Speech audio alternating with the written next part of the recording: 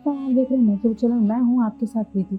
अगर आज हम आपसे ये कहें कि एक भारतीय राग गाने से आपके चारों तरफ आग पैदा हो सकती है, तो शायद आपको हमारी बात पर विश्वास नहीं होगा, लेकिन यह बात सच है। इस राग को जब प्राचीन काल में गाया जाता था, तो इस राग को गाने और सुनने मात्र से व्यक्ति जलकर राख हो सकता था। संगीत विशेषज्ञ इस राग को दीपक राग कहते थे।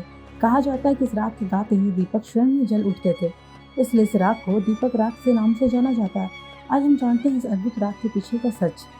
कभी कभी तो दीपक राग गाने से उत्पत्ति अग्नि लोगों को जलाकर राख भी कर देती थी। इस बात में कितनी सच्चाई है, इसकी चर्चा हम ना करें। दीपक राग से जुड़ी कहानी बड़ी अविश्वसनीय किंतु सत्य है। इस राग की आग ने सम्राट अकबर के दरबार में नवरत्नों में से एक प्रसिद्ध गायक तानसेन की मौत की मुंह पहुंचा दिया था। ये बात उस समय की है जब तानसेन का अकबर के दरबार में एक विशेष स्थान था। उनकी सुरीली आवाज में से पूरा राजमहल सदा गूंजता था। तथाकथित इतिहासकार बताते हैं कि अकबर महान संगीतकार एवं गायक तानसेन को अपने निकट ही बैठाता था। अकबर के उन दरबारी तानसेन से आश्चर्य करते थे। उनकी बस एक ही इच्छा थी कि किसी प्रकार अकबर की नजरों में तानसेन को नीचे दिखाया जाए। एक दिन अकबर के एक मुस्लिम दरबारी का संपर्क एक शास्त्रीय गायक से हुआ। इसके बाद आपको पता चला कि संगीत भी ऐसा राग है जिसके गाने से इंसान जलकर राख हो सकता है। जब ये बात उस दरबारी ने दूसरे दरबारियों को बताई तो उन्होंने मिलकर एक योजना बनाई। योजना के अनुसार दूसरे दिन कुछ दरबारी सम्राट अकबर के पास पहुंचे और उन्होंने अकबर को बताया कि आपके दरबार की शोभा बढ़ाने वाले तानसेन जी दीपक राग का सुंदर गायन करते हैं, लेकिन इसे अच्छा कहे या बुरा। अब तक महाराज को तानसेन ने दीपक राग नहीं सुनाया। तानसेन जब दरबार में उपस्थित हुए तो अकबर ने तानसेन से दीपक राग सुनने की इच्छा जाहिर की। तानसेन तुरंत समझ गए कि ये सब दरबारियों की चाल है, वो मुझसे दीपक राग गवाकर मेरा हित करना चाहते हैं। गायक तानसेन ने अकबर से दीपक राग गाने से मना कर दिया, लेकिन अकबर तानसेन से दीपक राग सुनने के लिए अड़ गया। अगर हम दीपक राग को प्राचीन काल की अग्नि मिसाइल कहें तो गलत न होगा। तानसेन जब अजीब दुविधा में फंस गए थे। अगर वो अकबर को मना करते तो वो सन की अकबर में मृत्युदंड देगा, और यदि वे दीपक राग गाते हैं तो वो अकबर को मार देगी। तानसेन ने बहुत विचार के बाद एक उपाय निकाला ताकि दीपक राग गाने से वातावरण में उत्पन्न होने वाली आग से बचा सके। तानसेन ने दीपक राग गाते समय अपनी बेटियों को भी दरबार में बुलाया। उनकी बेटियां अपने पिता तानसेन को किस प्रकार दीपक राग गाने से निकालने वाली आग से बचा सकती थी। दिन और समय निश्चित किया गया। जिस दिन गायक तानसेन को दीपक राग सुनाना था, उस दिन दरबार लोगों से भरा हुआ था।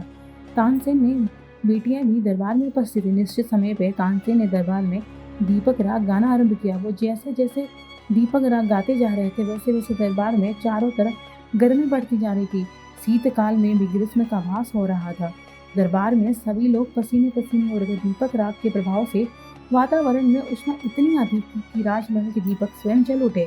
अकबर सहित दरबार के सभी लोग दीपक राग के गायन का चमत्कार देखकर आश्चर्यचकित रह गए। दीपक राग के गाने चारों तरफ उत्पन्न आग की तपिश लोगों को असहनीय हो रही थी। दरबारी दीपक राग से वातावरण में पैदा होने वाली गर्मी से बेचैन हो रहे थे। दीपक राग गाने वाले तानसेन के शरीर के अंदर भी अग्नि प्रज्वलित हो चुकी थी। वो दीपक राग की आग में झुलसते जा रहे थे, उनका शरीर काला पड़ता जा रहा था। तभी तानसेन की बेटियों ने राग मेघ मल्हार गाना आरंभ कर दिया। कहा जाता है कि राग में मल्हार गाने से वर्षा होती है। जैसे ही तानसेन की बेटियों ने राग मेघ मल्हार गाना शुरू किया, वैसे ही आसमान में बादल उमड़ने लगे और बारिश होने लगी। मेघ मल्हार गाने से होने वाली वर्षा ने सारे वातावरण को शीतल कर दिया। इस दीपक राग के कारण जलते हुए तानसेन की जान बच गई। दरबार में तानसेन और उनकी बेटियों की वाह वाह होने लगी। तानसेन से आश्चर्य रखने वाले दरबारियों के मंसूबे पर राग मल्हार ने पानी फेर दिया। इतिहास साक्षी कि भारतीय गीत संगीत की उत्पत्ति बहुत जब तब के बाद हुई, इसलिए हमें उसका चमत्कारी प्रभाव देखने को मिलता है। कहा जाता है कि दीपक राग की उत्पत्ति भगवान शिव के मुख से हुई है। वैसे तो संगीत के रचयिता ही भगवान शिव है। बताया जाता है कि दीपक राग दीपावली के दिन दोपहर के बाद गाया जाता था, जिससे प्रभाव से राजमहल के सजाए गए दीपक स्वयं जगमगा उठते थे। लेकिन कुछ समय बाद दीपक राग से होने वाले दुष्प्रभाव को देखते हुए इसे गाना बंद कर दिया गया। कहा जाता है कि तानसेन इस राग को गाने वाले अंतिम व्यक्ति थे। ये भी कहा जाता है कि दरबार में दीपक राग गाए जाने से तानसेन की भीतरी काया में आग लग चुकी थी, जिससे उसकी सेहत गिरती गई। दीपक राग उनके लिए काल का फास बन गया। कहा जाता है कि तानसेन की मौत के कारण दीपक राग ही था। सात सुरों से निर्मित यह राग वास्तव में जानलेवा था।